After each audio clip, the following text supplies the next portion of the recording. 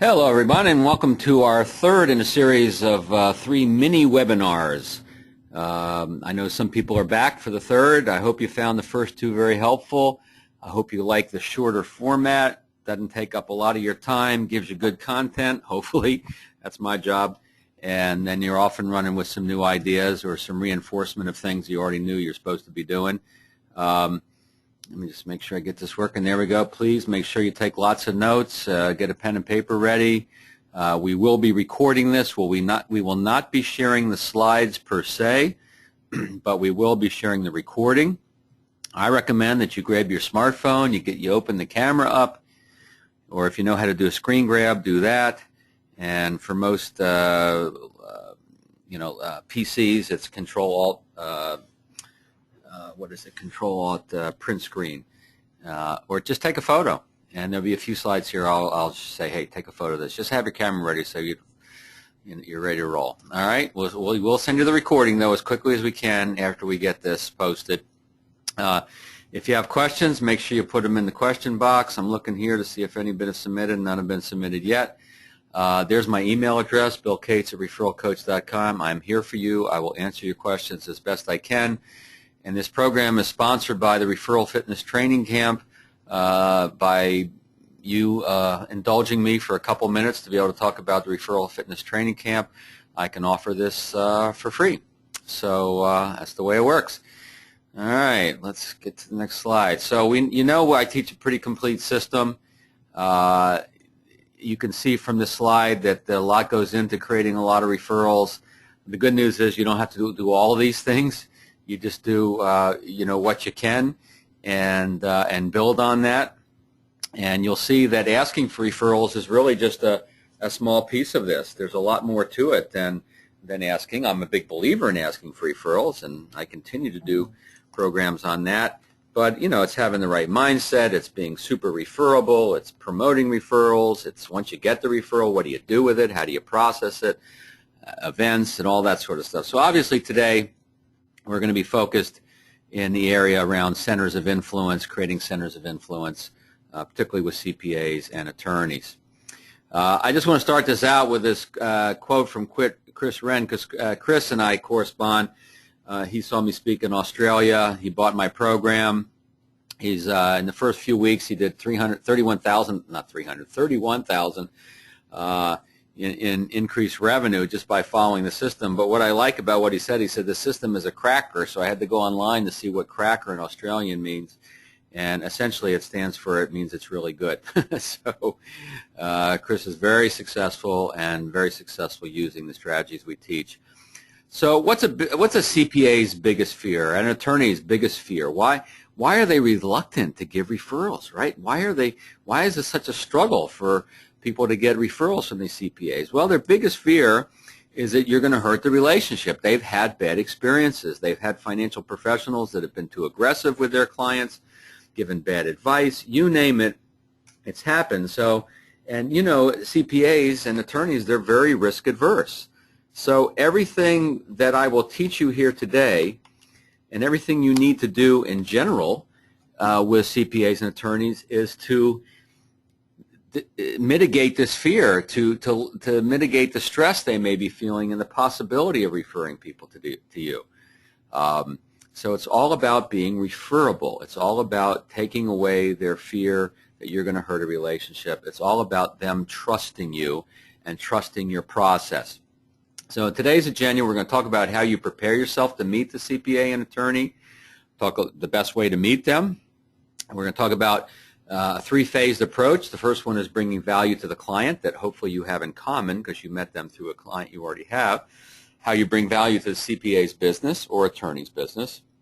And then I'm going to give you my 2 minutes on our Referral Fitness Training Camp where we go into a lot more depth on this. And then get introductions from CPAs and attorneys. How do you get the introduction? How do you want to monitor or manage the introductory process? So that's our agenda for today. All right, so preparing to meet the CPA and attorneys, getting started off on the right foot.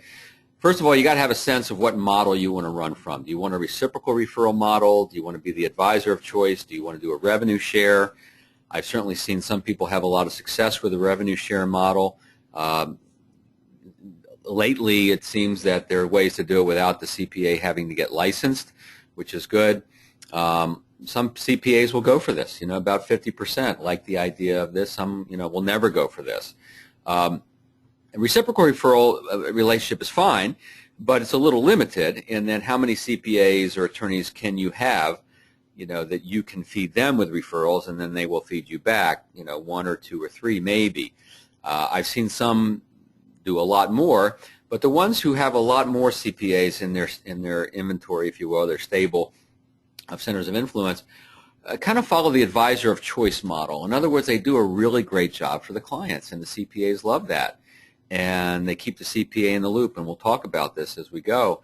And they want the advisor, the agent, the rep, working with their clients, and that's a great model to go for. And you can do a little bit of both. There are some CPAs that really won't care whether you give them referrals. They just want to make sure they have a good resource to send their clients to.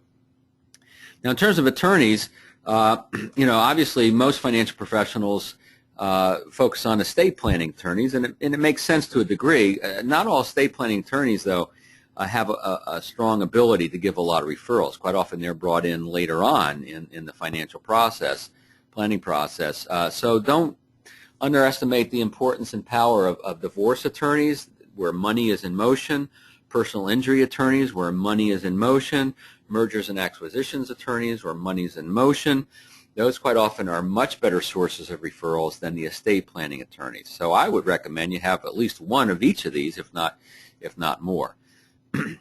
Now, you got to make sure you develop your client model. You got to know your ideal client model. Who are you trying to attract from a demographic standpoint, financial, industry, affinity, whatever your ideal client, you need to be able to articulate that to the CPA. You need to say, here are the types of people we serve the best. And this is the word you should use. Here are the types of people we serve the best. Here are the types of folks that we do our best to work with. Here's who we're geared to serve.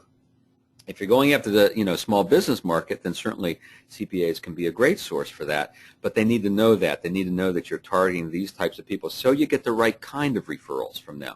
Right? You don't just want anybody. You want the ones that fit your business model, unless you're brand new, in which case they're breathing. You'll talk to them. Then, obviously, knowing how to articulate your value. I've done webinars in the past. I'll continue to do them to a degree. The master at this is Leo Pusateri at PusateriConsulting.com. I referred Chris Wren, that gentleman I just showed you the slide earlier, to Leo, and he's following Leo's stuff to a T. It's working quite well. Uses it on his website, etc. But these are the questions you need to have good, solid, succinct, clear answers to, because this is what CPAs and attorneys, they're either thinking and they want to know the answers. It may be a little less overt, or they may actually ask these questions. And you've got to have it down. I sat down with a woman recently who does, believe it or not, she does branding and website development and social media. I said, so tell me what you do. She says, well, I do a lot of things. Okay, well, I do this. Man, for someone who had a branding business, she did not have a very articulate statement of what she did. And I could go down a tangent on that one, but I won't. So you've got to have the answers to these questions. Take a picture of this one. What do I do? Who do I do it for? How do I do it? Why do I do it? What makes me a little bit different? Go to Leo's site. Look at his stuff. We will do occasional, what I call the authentic value proposition. We teach that at the boot camp, the Referral Fitness Training Camp. It's actually part of the pre-work, and then we will do webinars down the road on that as well. Learn about the CPA world. Learn about the world of the CPA just a little bit. Interviewing your own CPA and attorney or people you already have a relationship with. Interview others.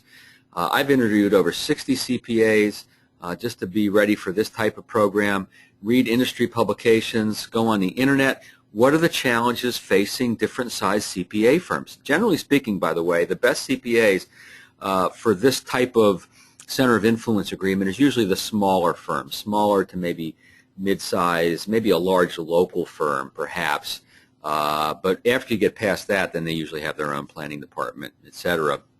So learn about so when you go and you sit down with them for the first time, you could say, it's my understanding that a lot of CPAs obviously they're looking for new clients, but they're also having trouble finding talent, finding, accountants who want to certify and and work in the industry. Is that true for you? And so when you demonstrate some knowledge of the industry, what are you doing? You're looking different rather than just going in there and say, hey, open your book and show it to me so I can serve those people and make some money, right? So it's important that you learn about their world a little bit at least. As you start to work with more CPAs and attorneys, you start to learn what their challenges are over and beyond the kind of work that you do. Very important. Joe Winslow he's a #1 producer in his office. He's been using the system for 10 years, and he's leading his firm because of the referrals. He's got some of my stuff programmed into his MP3 player in his car. It's kind of scary. Meet CPAs and attorneys in the best way. What's the best way to meet a CPA or an attorney? Well, hands down, it's through introductions from your clients, a coordinated effort. George, your CPA and I should know each other, right? We will serve you better by knowing each other, right? Or you could get a professional introduction. You could say, George, I was wondering how you feel about introducing me to your CPA. Quite often I found that we can find ways to help each other out, just being in the financial services business, and 9 times out of 10 they're going to say, sure, happy to do that, right? So that's the best way, because now what happens, you're coming to the CPA with the borrowed trust. They know at least one person has used you and likes you, which is a lot better than cold calling CPAs, which some people do. And if you think about what's dysfunctional about that, if there's anybody in this planet that doesn't like sales techniques, it's CPAs, and yet people are cold calling them to try to get appointments. It's just kind of nuts. Obviously, networking business events is not a bad way. If you meet a CPA at a Chamber of Commerce networking business event, good chance that they've been sent out there because they've got to find new clients, right? They got to be in client acquisition mode, and sometimes you guys can grow together, which is wonderful. State planning councils, not too bad. You got to be very careful though with the state planning councils. You can't come on strong. You just got to be there. You got to care about doing the work that the council does, and then through doing the work the council does, then you start to meet people, and over time it can turn into relationships. But the best thing is introductions from your clients, without question. So, here's my 3-phase approach to approaching CPAs and making this thing work. So the first phase is value to the client, preferably that you have in common. George, we have a client in common, and Bob, I think it would make sense for us to know each other. I think we could serve Bob better, and maybe we can find some ways to help each other out, right? Service to the client in common. That's a voicemail that's more likely to get returned. How does knowing each other help each of you serve the client better? Do you know that? Can you articulate that? Because that's important. Determine the business chemistry. Is this someone you would like to send your clients to and like to work with in some form of center of influence? One great thing you can do is get written permission from your clients to CC the CPA. So the CPA sees the work that you're doing for your clients. Anytime you do a review meeting, type up a summary. This is a good thing to do anyway. Send it to your client, and then get written permission, CC the CPA, and then the CPA sees what you're doing. What happens from there? Creates more engagement. You become more referable. You always want to discuss billing. You don't charge for time, probably. CPAs do charge by hours. And so you want to make sure when I call you to talk about George's situation, is the clock always on? If I have a quick question, unlikely to be on, and just know, and so your client knows what to expect. I know that when my advisor talks to my CPA or my bookkeeper, quite often the clock is on, and I know that, but I'd rather have them talking to each other than me being in the intermediary, right? Do not mention referrals yet. The first time you get together, especially on the phone, don't mention it unless they do, unless they bring it up. Garrett's been using my stuff for a while. He says, he used our VIPS method to generate 5 referrals inside a family, and fast, quick, easy business. We all know what that's like. So phase 2 is bringing value to the CPA or the attorney. So how can you bring value to them? Now, this could be in the same meeting, could be in the first meeting, where you're trying to bring, explore and think about how do we serve our client together better. And then, how can I serve you? Tell me about your business. Tell me about your goals. Tell me about where you're headed for your business. And then, you look for ways to serve them. It could be context. It could be referrals that you know in the community. It could be articles, other educational material. Look, if a CPA firm has a newsletter, and most of them do, be a contributor to that. Anyone who has an ongoing newsletter is usually looking for material. You could even get a column in their newsletter if they like the types of things that you write or your company writes for you and approves. Offer seminars to the partners, to the clients. They could be joint, could be you speaking, could be you and the CPA doing an educational event for their clients, for your clients, for both sets of clients. Right? How do we bring value? Become part of their research team. Let them know if you ever have a question, around investments, insurance. If you read something about a different type of insurance product or investment product, give us a call. And so Joel Davis is a financial advisor in Augusta, Maine. Joe has like 30 CPAs feeding him a continual flow of referrals, and he's done it by being their research team. They call him up, they ask him questions, he teaches them, and then they pay him back through referrals. So Leslie Shaw doubled her referrals. Production increased just by using these strategies, right? So we know they work. So I want to tell you about how to get referrals and introductions from these folks. So this was kind of preparing, having the first one or two conversations or meetings. Now I want to tell you very quickly about our Referral Fitness Training Camp, and really encourage you to come because we go into so much depth around this. You're going to no longer dabble in referrals. And Achilles Laria doubled his revenue the first time he came to the camp, increased it by another 40% the next year. I had dinner with Achilles a couple weeks ago up in New York City. So we know this stuff works, and I'll get to the rest in a minute of the content. So this is just a glimpse into what this is about. This is what it looks like when you go to Referral Fitness Training Camp, and all the things that you'll be able to create, what you'll be learning when you get there. You can see on the right side, there's the agenda, the investment, the location, which is near Baltimore. We've added a few new elements, which is the meet and greet on the first night. We have a group dinner on the second night. If you want to join us, it's optional. But it's just a chance to pick my brain and talk about referrals and everything else. A lot of great people come. We learn from each other. Get some of Maryland's best crab cakes if you eat crab. And then we also have an opportunity for optional coaching sessions with me over and beyond what you get from the boot camp. And then there's the tuition. So most of you, if you enroll before April 8th, it's $697 for the day and a half. If you bring a buddy, which I recommend because then you can learn together, share together, it's $597. And then if you bring a group, 5 or more from your office, from your firm, then it goes down to $497. If anybody on this call is in our Referral Coach Academy, you also get a special deal, so shoot me an email if you're in the Referral Coach Academy. So it's a total immersion into this, and you will walk away with great ideas. And there's 3 follow-up coaching calls, so there's a lot of involvement afterwards. You can't make it, gosh darn it, look at referralchampions.com, look at referralcoachacademy.com. I've had a number of people shoot me emails after the last mini webinars to say they can't make the boot camp, which is best for me, and I'll help you figure it out. If whatever's best for you is what you should have. All right, so there's the commercial. We won't worry about Alan's testimonial. So let's talk about getting the introductions to the CPA. How do you make introductions work? Well, first of all, you want to find out what their current relationships are, and you can really do that maybe the first appointment, certainly not the first appointment, as you start to get into the possibility. See, the problem that most people do is they come on too strong to try to get these introductions, and it turns the CPA off. Let this come later in the relationship. Who are they? Say, by the way, are you introducing your clients to other financial professionals now? Maybe I know who they are. And so come from a place of soft curiosity around this. Are they open to considering you? What you're really saying is, am I referable yet? Do you know enough about what we do to feel comfortable? Now, I was doing a live seminar about a year ago, and there was a guy in the group that said a CPA had been working on for 2 years trying to get referrals from this person and wasn't having any luck. So finally, he sat down with the CPA, and he put the CPA through his process.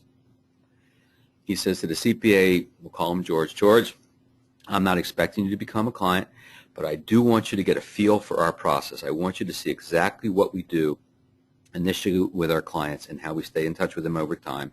And he did that, and then the referral started flowing because finally the CPA got it. It created more engagement. He really understood what he did, right?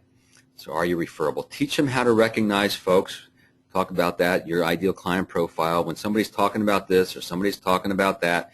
Now, we know that right now, obviously, when I'm recording this, we're in the middle of tax time.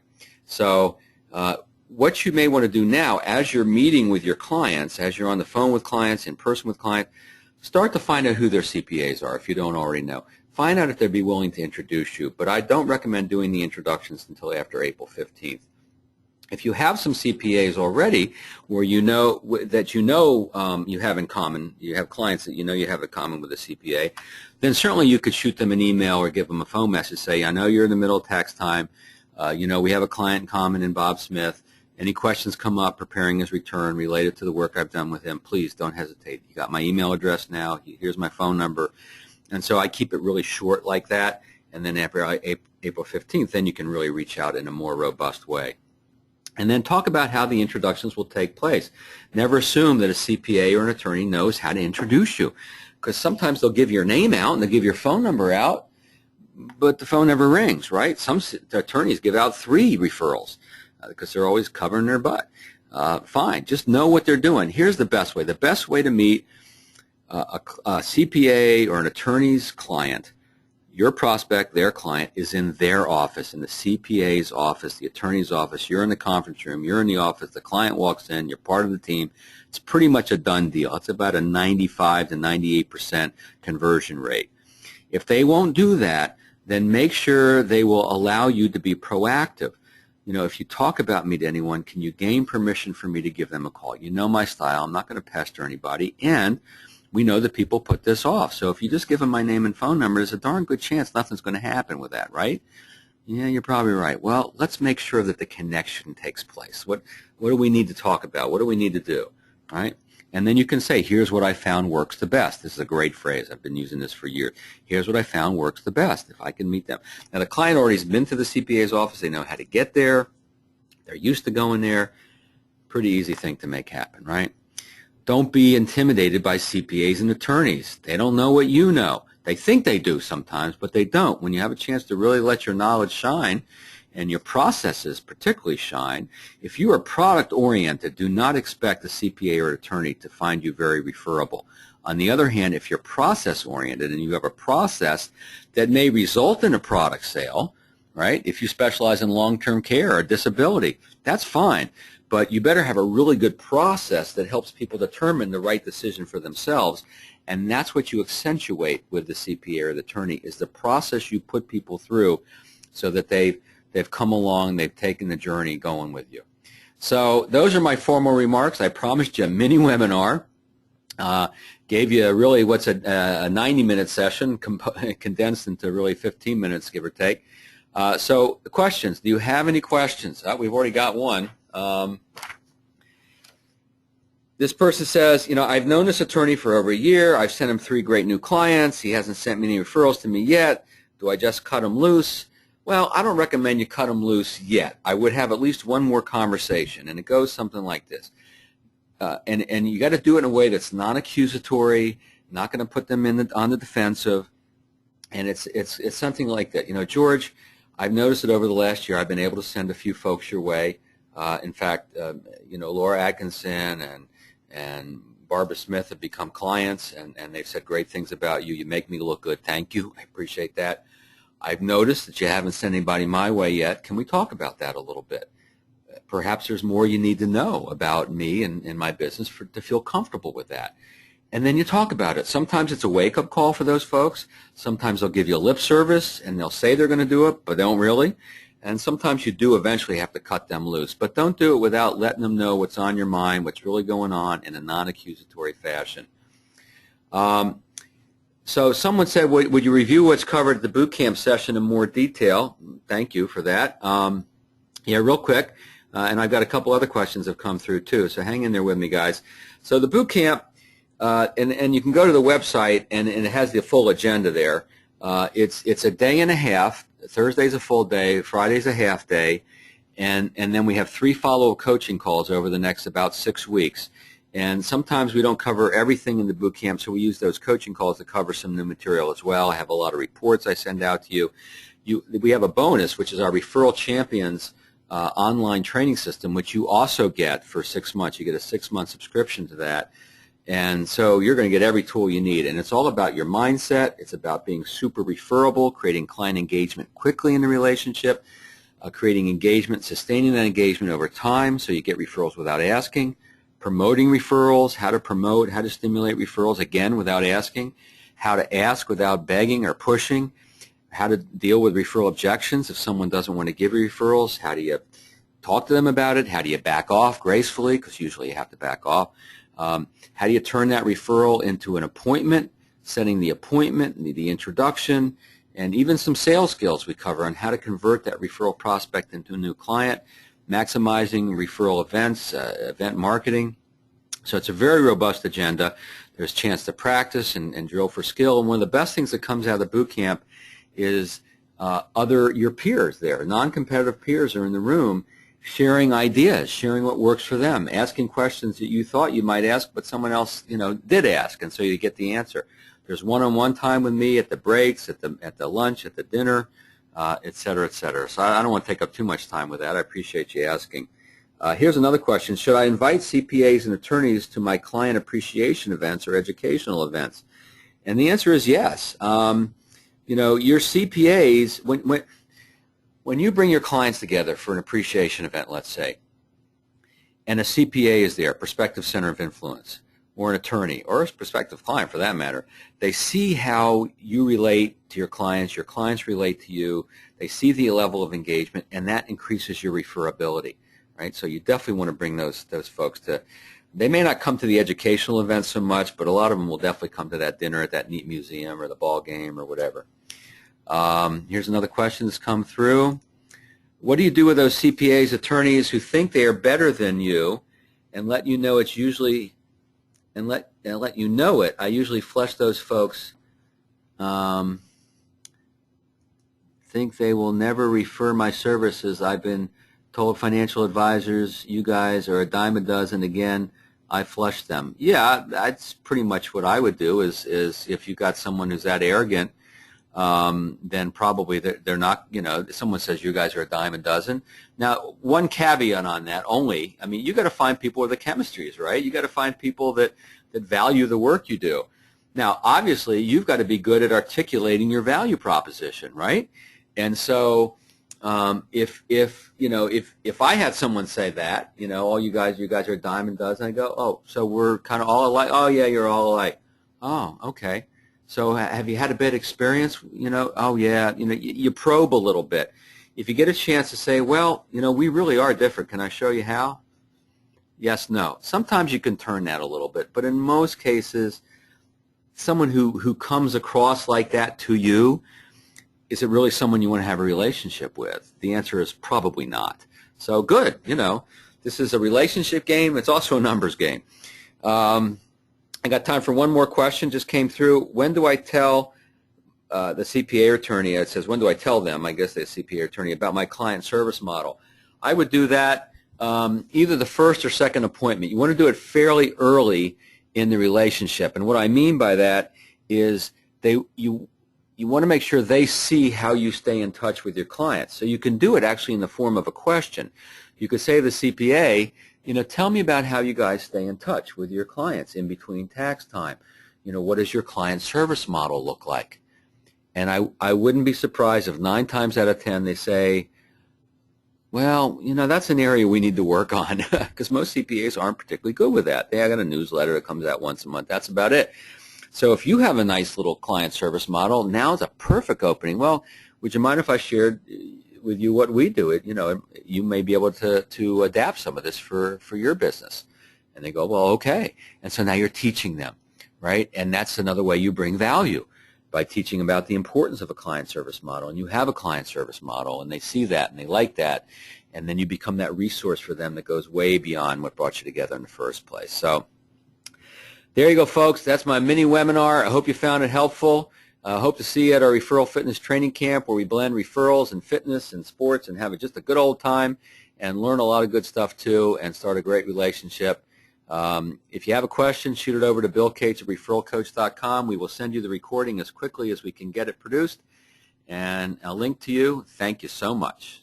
This is Bill Cates asking you, who are you going to be introduced to today? Bye for now.